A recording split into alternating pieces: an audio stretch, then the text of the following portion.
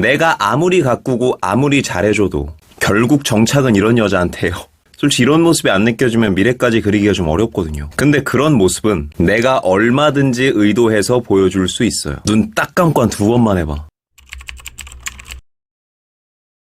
만난 지 2년 된 커플입니다. 저는 30살이고 남자친구는 33살이에요. 이제 서로 나이도 있고 슬슬 결혼에 대한 이야기를 하는 중인데 좀처럼 남자친구가 적극적이지 않고 빼는 것 같은 모습에 많이 상처를 받고 있어요.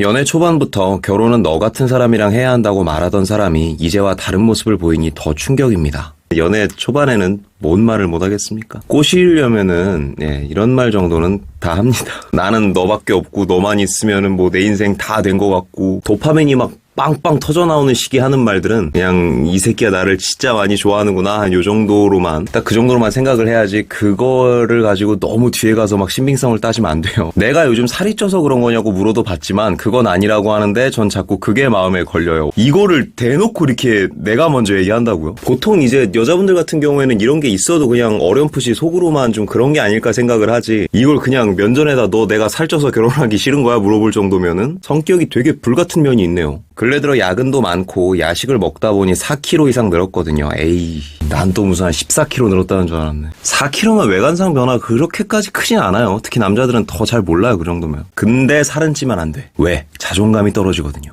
내가 그 마음을 너무 잘 알기 때문에 또 그걸로 인해 자존감이 떨어지면 또 쓸데없는 이상한 악의 회로를 돌린단 말이에요. 점점 문제 삼지 않아야 될 것들을 문제 삼기 시작하면서 또 연애도 힘들어지는 체중 변화로 인한 자존감의 하락이 결국에는 그런 것들을 많이 만들어내요. 근데 4kg 정도면은 이게 원인은 아니라고 봅니다, 전. 2년이나 만났고 요즘 작정하고 다이어트를 하고 있는 중인데 남자친구는 그럴 때마다 너무 무리하지 말라고 걱정을 해주고 점점 이 사람의 마음을 알 수가 없습니다. 정말 저랑 결혼할 마음이 있긴 한 걸까요? 내 외형이 변해서 이 사람이 결혼을 망설이는 것인가? 근데 저는 그건 아닌 것 같다고 했죠. 물론 너무 많이 변했으면은 그럴 수도 있죠. 자기 관리를 잘 못한다는 뜻이니까. 근데 이건 그 정도는 아니고요. 정확하게 아셔야 될 게 남자가 누군가한테 정착하고 싶다 이런 느낌을 주게 하려면요. 그 남자한테 내가 좋은 사람이라는 걸 눈이 아니라 머리로 이해시켜줘야 돼요. 눈으로 이해시키는 건 한계가 좀 있어요. 물론 외형을 갖고 그러는 게 썸에 진입하거나 연애를 할 때는 진짜 무시무시한 파급력을 갖는 건 사실이에요. 해서 빼어난 외형을 갖고 있는 사람들은 연애가 쉽죠. 근데 그 외형 때문에 미래를 그리는 남자들은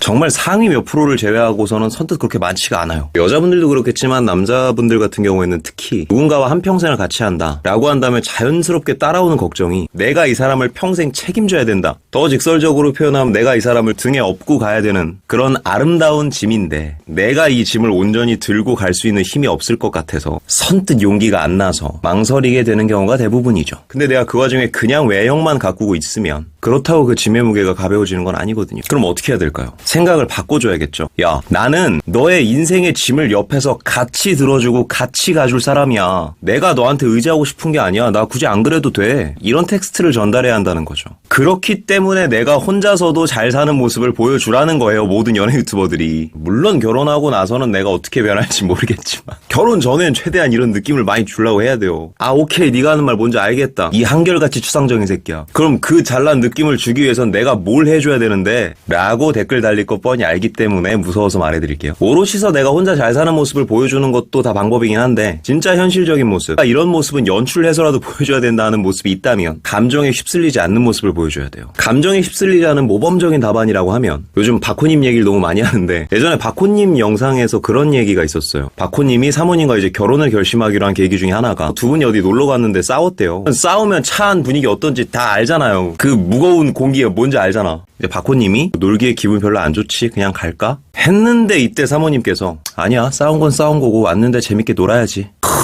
서로가 다툰 무거운 상황에서도 내 감정에 휩쓸리지 않는 모습, 남자들이 이 여자가 현명하다 지혜롭다라고 느끼는 전형적인 모습이거든요. 그러니 천하의 박호님도 감정이 흔들리게 되는 거예요. 저도 비슷한 경험이 있었고요. 또 하나 더 예시를 들면 픽고라는 웹드라마 채널을 보니까 남자 여자가 둘이 집에서 노는 상황이었는데 말다툼이 있었던 거예요. 맥주를 마신 상황이었는데 그래 남자가 뭐 한 수 접고 짠 하고 맥주를 내밀었단 말이죠. 그렇게 남자가 한 수 접으니까 여자분도 짠 하고 부딪히더라고요. 상황이 정리되니까 그냥 넘어가자 이걸 보여준 거죠. 이 역시 감정을 컨트롤하는 모습을 보여준 거죠.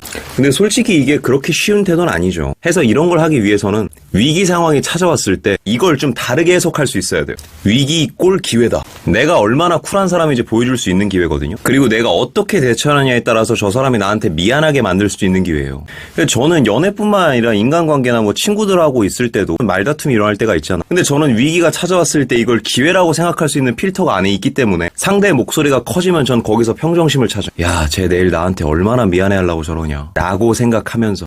대부분의 싸움이 저쪽에서 막 깍깍깍깍 하고 있을 때 알겠어 무슨 말인지 그러려고 한 말은 아니야 너 알잖아 이러고 있으면 이 제3자가 보기에는 내가 엄청 지고 있는 것 같거든. 근데 시간이 좀 지나거나 다음날이 되잖아요. 상대가 더 미안해합니다.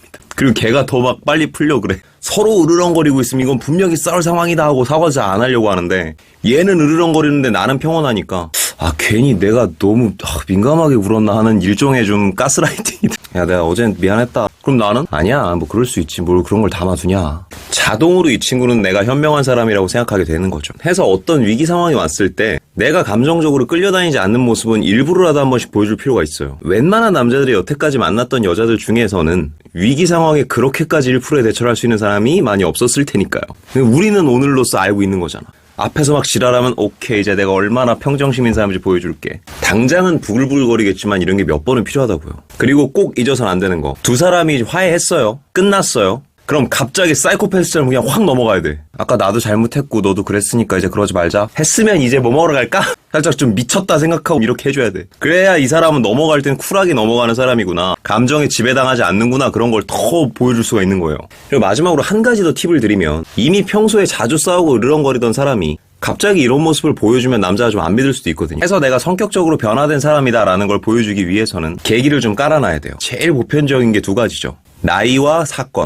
이제 신년 되고 나도 30대가 되다 보니까 동생들이 막 이런 일로 상담할 때 왜 저런 거 가지고 저렇게 서운해할까? 왜 저걸 담아둘까? 아직 애들이 어려 보이더라고. 사건 같은 경우도 저번에 우리 부서랑 좀 사이 안 좋은 사람 있잖아. 내가 잘못한 건 없는데 그냥 먼저 사과했어. 옛날 같았으면 이런 걸로 엄청 자존심 상했을 건데 나도 그 상황에서 그러면 쟤랑 뭐가 다른가 생각이 들더라고. 이래야 되는데 자존심이고 뭐가 어딨냐. 요런 나이에서 오는 계기나 사건에서 오는 계기를 하나 정도는 심어주고 이제 그 뒤에 나도 감정을 다스리는 모습을 보여줘야겠죠. 눈을 이해시키는 건 호기심을 자극하지만 머리를 이해시키는 건 존경심을 자극하게 됩니다. 그런 액션을 몇 번만 보여줘도 차별화가 말도 안 되게 벌어진다니까요. 그리고 설령 두 사람이 어쩌다가 이별한다 하더라도 남자가 어쩌다 다른 여자를 만난다 하더라도 과거에 그렇게 현명하고 지혜롭게 충격을 줬던 여자가 계속 생각나요. 그런 모습 때문에 결국 돌아오는 사람도 꽤 많아요. 참 안타까운 게 이게 외모도 외모인데 사실 남자를 정착시키는 최고의 치트키는 지혜로움과 현명함에 있거든요. 근데 남들은 너무 여기에만 치중해서 생각을 하더라고요. 그러니 뭐야. 우리라도 이 틈새를 노려서 다 꼬셔버려야죠. 그러니 사연자님은 오늘부터라도 갈등이나 위기가 찾아올 때를 기다리세요. 그게 기회가 될 테니까요. 그리고 빨리 계기를 하나 던져놔 아무거나. 내가 뭘로 인해서 예전과는 좀 달라졌다 이걸 하나 던져놔요. 아무쪼록 현명하고 지혜로운 모습 많이 보여주시기 바래요. 이 여자 뭐지? 라는 느낌 분명히 받게 될 거니까요. 이 밖에도 나에게 꼭 맞는 구체적인 상황과 플랜, 꼭 만들고 싶은 상황이 있다 하시는 분들은 고정 댓글에 있는 개인 상담 참고해 주시고요. 이 새끼는 이런 것까지 짜줘 하는 것까지 다 설정해 드릴 테니까요. 제가 오늘 준비한 영상은 여기까지고요. 많은 도움이 되시기 바랍니다. 오늘도 영상이 마음에 드시는 분들은 여기 있는 사진 한번 눌러주시고 구독과 좋아요, 알림 설정 부탁드릴게요. 아프지 말고 삽시다. 덕구리였습니다.